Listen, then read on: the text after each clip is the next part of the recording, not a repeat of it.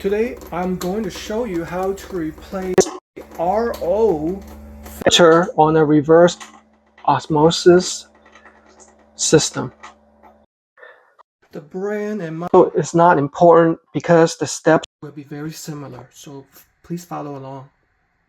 So my first step is to turn off the water supply, which would be the cold water, because only the cold water is connected to the RO system. So rotate it clockwise until it's horizontal. Next, I am going to release the water pressure by turning on the faucet. This step is important because you don't want that pressure build up. All right. Next, I am going to simply unplug the power unit.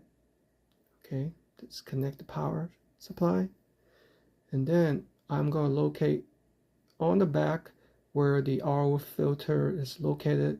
For mine, it's located in the back. It's usually held in by a tab, so you pull up on that to release this, and then you pull out the old filter system. On mine, it has 3 connecting tubes. It should be similar to yours.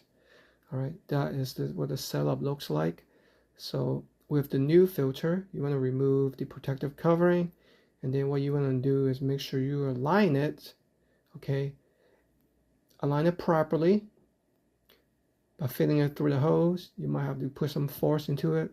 Once you have it snapped into place, press it in, push down the lever, and just seat it properly.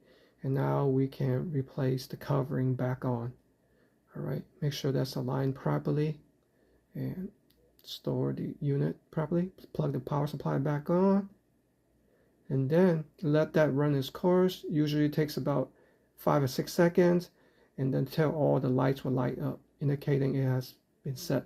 And I'm going to turn the power supply back on by rotating it counterclockwise. Okay. I'm going to turn on the water, let that run for 15 minutes to flush out the new filter.